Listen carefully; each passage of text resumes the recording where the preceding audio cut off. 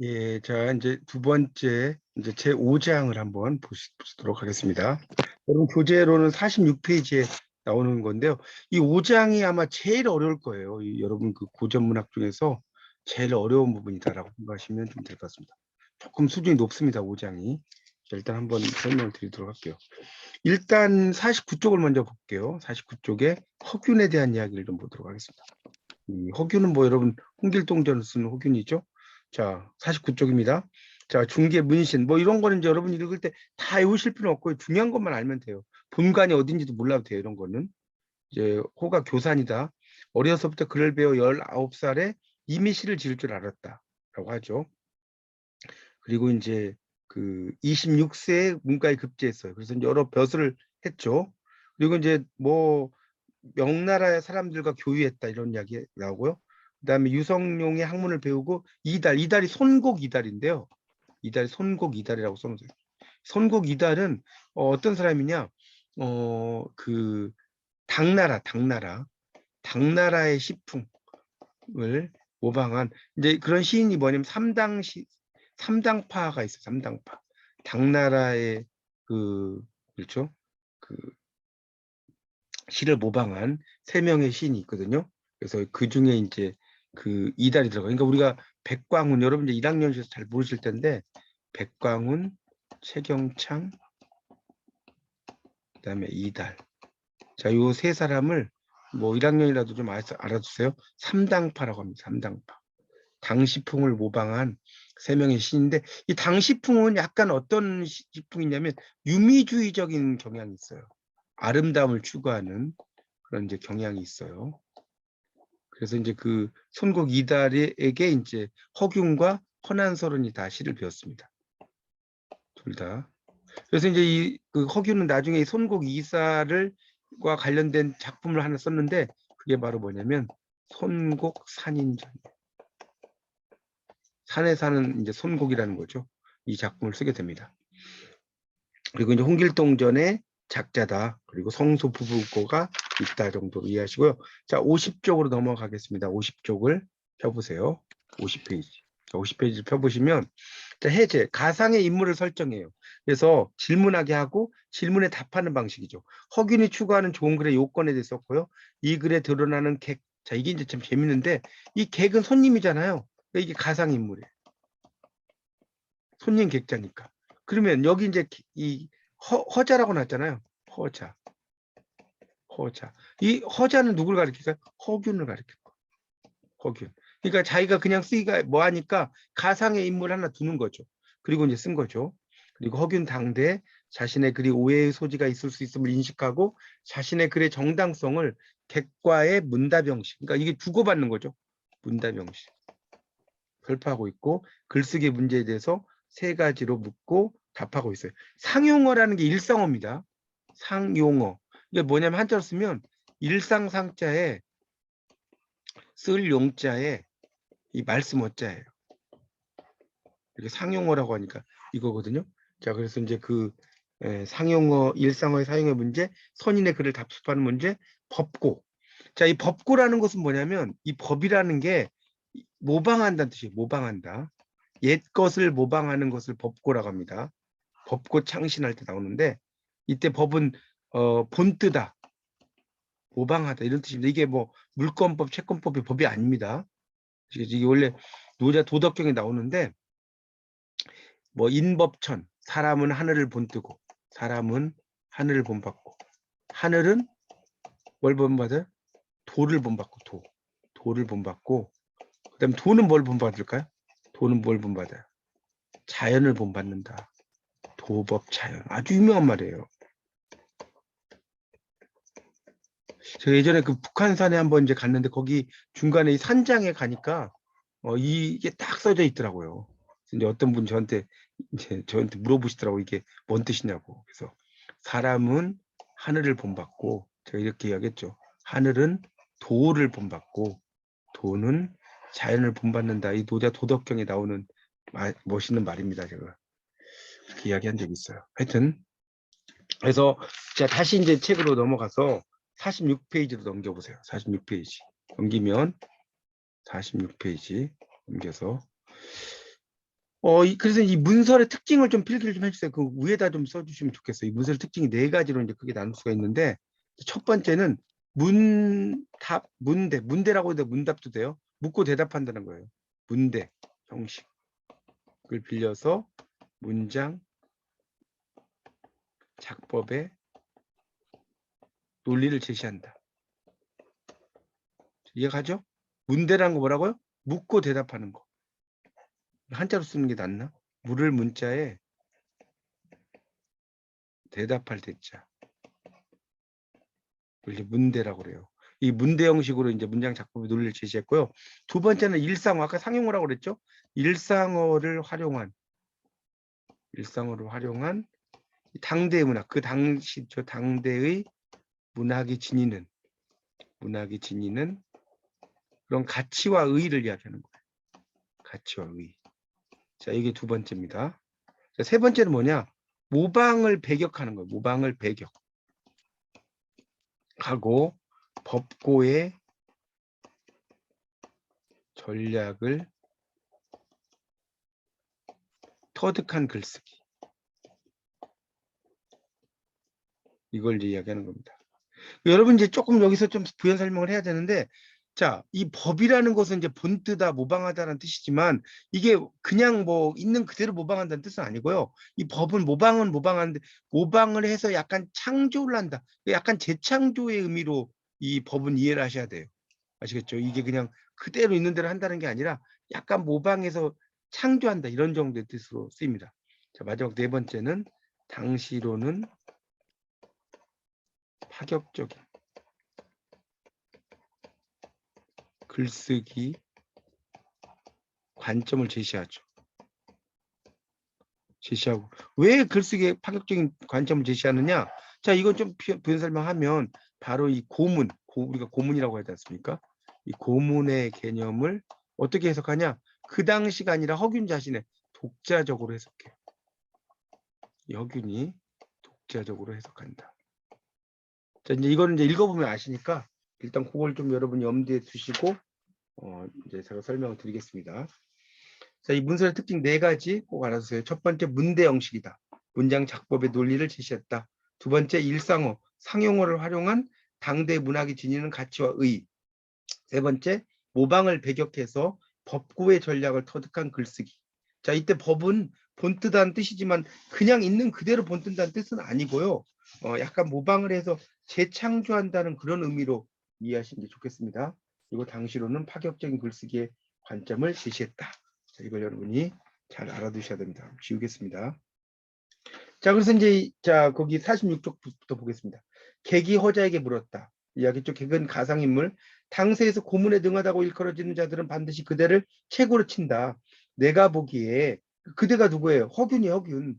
그대의 글은 비록 넓고 크기가 없는 것 같지만 죄다 일상어다는 거예요. 그렇죠? 일상어다. 그러니까 그 밑에 보세요. 내가 대답했다. 이런 것이 고문이다. 그대는 우화의 전모와 뭐 이거는 그냥 뭐 어려운 말 써놨는데 그것까지는 아실 필요 없고요.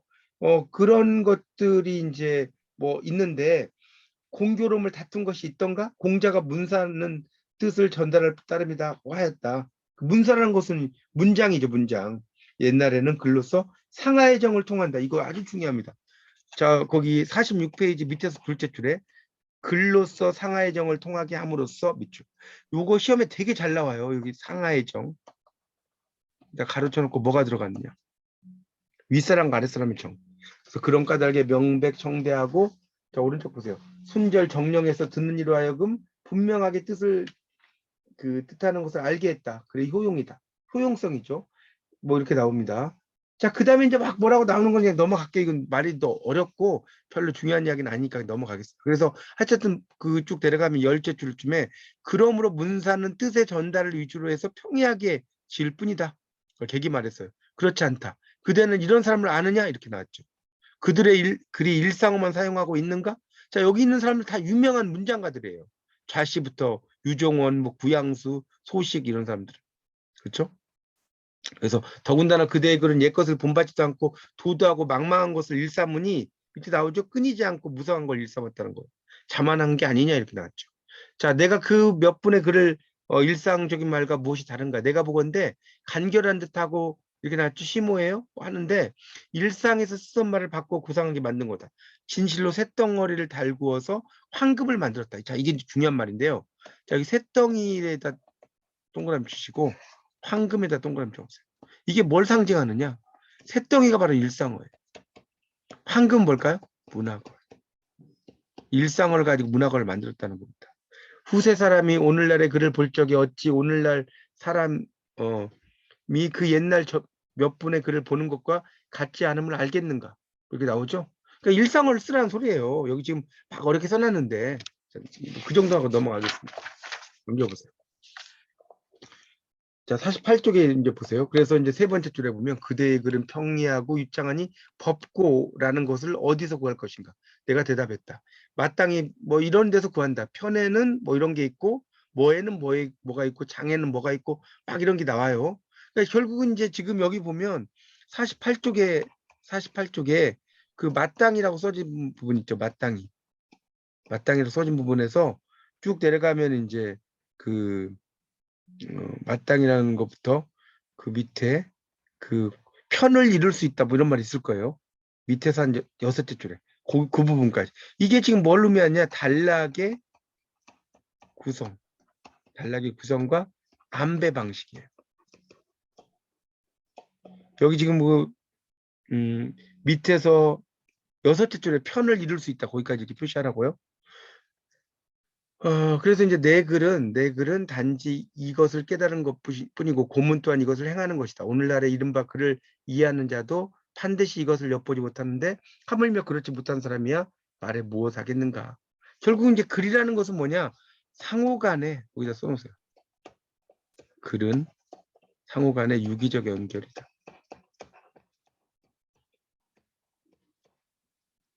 그럼 유기적이란 말은 뭐냐? 긴밀하게 연결된. 자, 이걸 유기적이라고 합니다. 글은 상호간의 유기적 연결이다. 자, 이렇게 필기해 주세요. 글이라는 것은 상호간의 유기적 연결이다. 이해가시죠? 자, 그러니까 허균이라고 하는 사람은 참 재밌는 게 뭐냐면 양반이가 똑똑하잖아요. 한자도 많이 알겠죠. 그렇지만 어떤 걸 썼다는 거예요? 상하의 정이 통하는 걸 필기하세요. 상하의 정이 통하는 걸. 이게 바로 뭐냐? 문학이라는 거죠. 자, 이것은 뭐냐? 일상어를 활용하는 거다. 그리고 공교롭게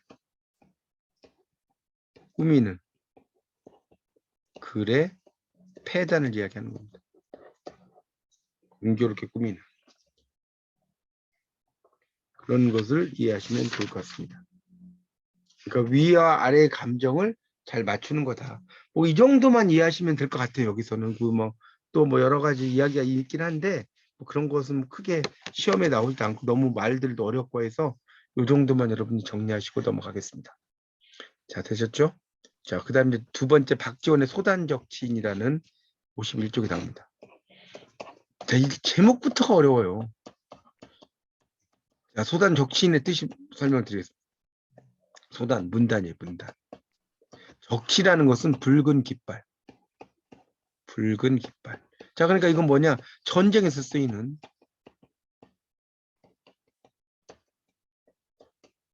인이라는 건 뭐냐면 끓인 자인데 서문이란 뜻, 서문.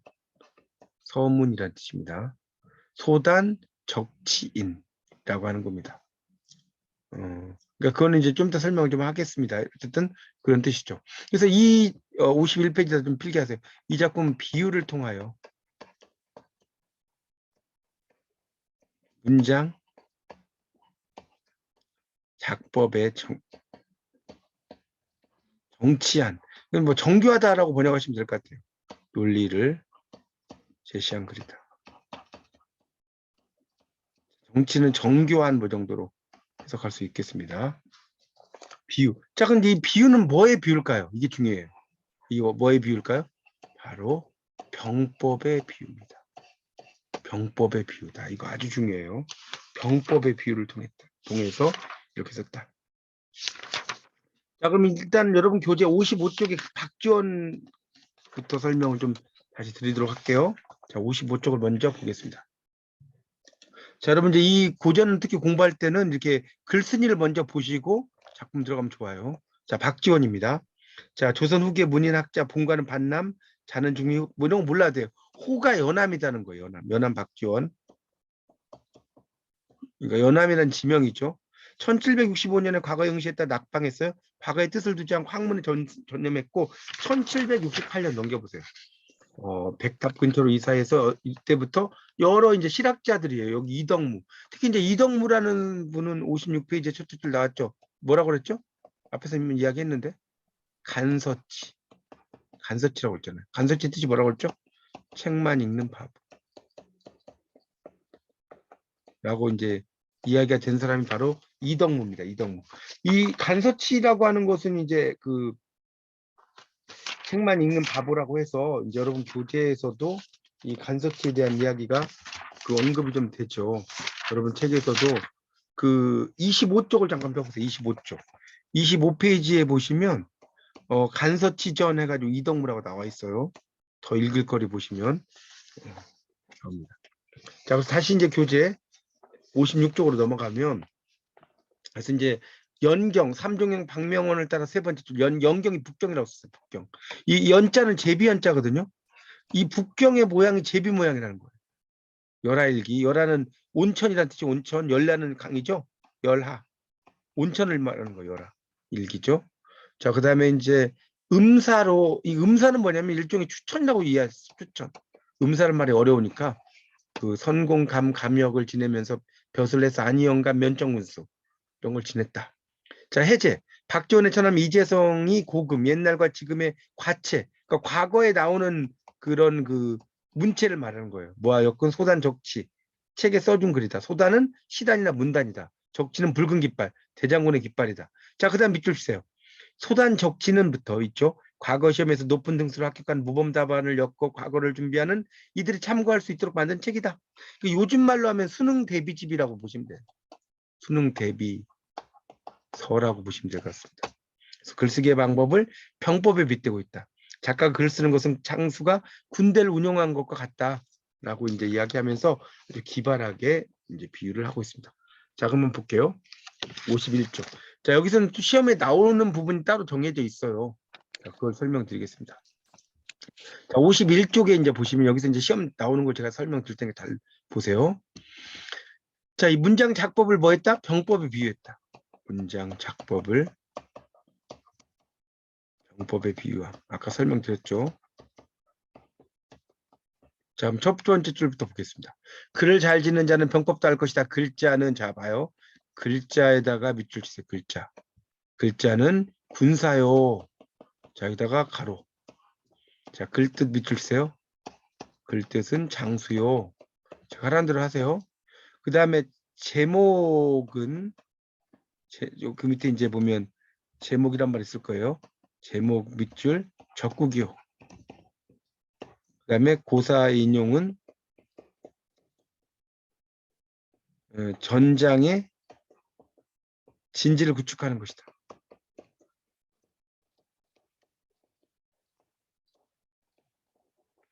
자, 요거 시험 문제 아주 단골 메뉴입니다, 진짜로. 여러분 글자가 뭐냐? 뭐 또는 이제 이렇게 나올 수 있어요. 여기다 여기 가로놓고 뭐가 들어가냐? 장수는 글뜻이고 제목은 적국이고 고사 인용은 진지를 구축하는 것. 그러니까 글자는 군사죠, 군사. 글자를 이렇게 어떻게 활용을 해서 우리가 문장을 만들잖아요. 군사들이 있어야 전쟁을 할 거 아닙니까? 글 뜻은 장수라는 거예요. 글의 뜻은 장수예요. 자, 장수는 메인이잖아, 메인. 중요한 인물이잖아요. 그러니까 이게 장수라는 거고. 제목은 적국이다. 왜 제목이 적국이냐면 이 제목은 항복을 거기다 써놓으면서 항복을 받아야 하는 대상이죠.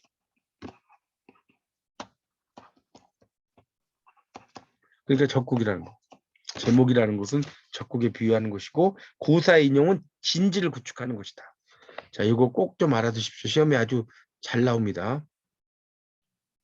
그 밑에 막 나오는 거는 여러분이 몰라도 됩니다. 이게 지금 이거는 여러분이 수단 적치는 다 읽어보는 게 다 읽어볼 필요가 전혀 없습니다. 다 읽어보지 마세요. 읽어도 뭔 소리인지 모르겠고 많이 복잡하고 중요한 것만 설명을 드릴게요. 자, 넘기세요. 52쪽. 52쪽입니다. 자, 52쪽으로 넘어가면 자, 거기 둘째 줄부터 볼게요. 집에서 52쪽. 쓰는 말. 자, 집에서 늘 쓰는 말. 둘째 줄. 자, 쫙 밑으로 긋고 일상어. 일상어입니다. 오히려 학교에서 가르칠 수 있고 동요나 속담도 이하에 속한다. 자, 이하가 뭐냐면 이하. 이게 이제 동양의 한국 동양이죠. 사전이라고 해요. 글자와 관련된 사전. 이하라는 책이 있어요. 이하에 속할 수 있을 것이다. 그러므로 그리 능숙하지 못한 것은 글자의 탓이 아닌 것이다. 그렇죠. 그리 능숙하지 못한 것은 글자의 탓이 아닌 것이다. 자, 그러니까 여기서 이제 좀 더 부연 설명하자면 53쪽에다 위에다 좀 써보세요. 일상어라도 전술에 따라 빼어난 문화구가 될 수 있다.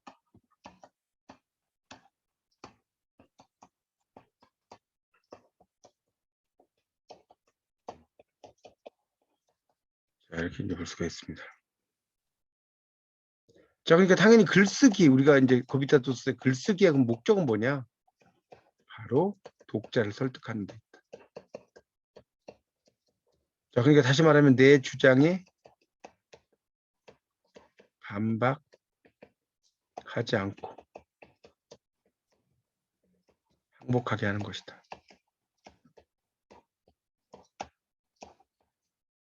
자, 이게 바로 글쓰기의 목적이다. 이해하시면 될 것 같습니다.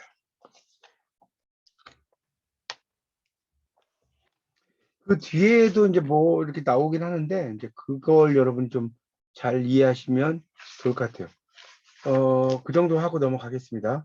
자, 57쪽에 이제 보면 더 읽을 거리 해가지고 삼한의열여 전서라고 해서 김매순의 작품이 나옵니다. 그래서 이 글은 57쪽이요. 김소행의 소설을 알려진 의열여전에 붙인 서문이다. 글쓰기 요체, 중심 세 가지를 지적했다. 라고 있습니다. 그걸 이제 나오는 겁니다. 여기는 한번 여러분 좀 읽어보시면 그게 어렵지 않을 것 같아요. 쭉. 그래서 글을 짓는데 세 가지 체가 있다. 첫째는 간략한 것이요. 둘째는 진실한 것이요. 셋째는 바른 것이다. 해가지고 쭉 여러 이야기들이 나오고 있거든요. 뭐 이거는 그냥 여러분이 그냥 지나가는 걸로 좀 이해하시면 좋을 것 같습니다. 자, 이렇게 해서 이제 고전을 끝냈는데 다시 한번 좀 묵차를 보고 좀 정리를 좀 하겠습니다. 이 고전은 그 묵차 정리가 되게 중요해요. 자, 책에 한 2장 정도 넘겨보시면 이 책에 2장 정도 넘기면 차례가 나와요. 차례. 한 2장 정도 넘겨보세요. 제일 앞에. 그래서 제1부. 자, 제1부가 옛 문인의 글과 생각이라 나왔죠? 자, 이거 아까 뭐라고 그랬어요? 거기다 가로를 묶어 놓으세요. 이거 고전문학이에요. 고전문학. 옛 문인의 글과 생각이라고 써 있잖아요. 그렇죠? 고전문학이라고요. 자, 대화체. 대화체는 뭐예요? 대화하는 거죠? 문조물. 물어요, 물어. 그러니까 이거는 이렇게 생각하세요. 문조물과 답전부가 있다. 제가 지금 이제 여러분 시험 대비 설명드리는 거예요. 자, 대화체니까 뭐예요? 자, 앞에만 이렇게 동그라미 쳐보세요. 뭐가 되죠? 문답. 묻고 대답한다. 말 되죠? 문답. 대화체. 문답이에요. 그 다음에 이. 자, 전 양식 나죠? 전. 자, 저는 온달 전, 새칠칠 전. 자, 다 전자가 붙었네요. 자, 온달 전은 이건 뭐 역사 이야기죠? 역사 이야기. 그러니까 그 사전이라고 하죠. 사전. 역사 사자 써서. 자, 777전은 최북의 이야기니까 개인 이야기죠? 사전. 자, 이렇게 쓴다는 거. 자, 그래서 전은 말 그대로 전자예요. 아주 쉽죠? 전. 그 다음에, 자, 여기까지 이해가죠? 지워도 되겠습니까? 온달전과 777전 쓰시고. 자, 세 번째가 뭐예요? 빗대어 쓰기. 빗대어 쓰기. 자, 이 빗대어 쓰기는 쉬워요. 도자설, 밀봉설. 자, 이건 다 뭐가 붙느냐? 설이 붙어요. 자, 설이 붙는다. 빗대어 쓰기는 도둑의 아들 이야기, 꿀벌 이야기 아닙니까? 자, 죽은 이를 그리워하는 거예요. 죽은 이를 그리는 글쓰기. 자, 이건 뭐가 붙는다? 농아, 광치, 지 동그라미. 그다음에 유수, 묘지명. 자, 여기도 지 동그라미, 지자가 붙어요. 자, 마지막 이제 문장 작법이죠. 법은 문설과 소단 적치입니다. 자, 이건 이제 외우는 것은 문장 작법이죠. 문설의 문 동그라미 치세요. 소단 적치인의 단에다 동그라미 치세요. 자, 그래서 문단으로 이해하십시오. 문단. 자, 다시 정리합니다. 자, 다시 대화체 뭐라고요? 문답. 문답. 여러분이 한번 이야기해보세요. 대화체 문답. 사람의 일생 전전. 온달전과 제77전. 빗대어쓰기 설설. 도자설과 일봉설. 죽은 이를 그리워하는 글쓰기 지지. 농어강지 유수 묘지명. 자, 마지막 문장 작법 문단. 문설의 문, 소단적 지인의 단. 좀 아시겠습니까? 이렇게 시험에 나옵니다. 분명히. 이게 이제 한 두세 문제 나올 수도 있어요. 이 구전에서는 이런 걸 여러분이 잘 알아두셔야지 되겠습니다. 네, 이렇게 해서 이제 두 번째 파트인 이제 5장을 했고요. 그 다음에 이제 6강에 보면 독립과 자주에 대한 의지. 한 번에 제가 3챕터씩 나간다고 그랬어요. 그러니까 그렇게 이거를 이제 설명을 좀 드리도록 하겠습니다.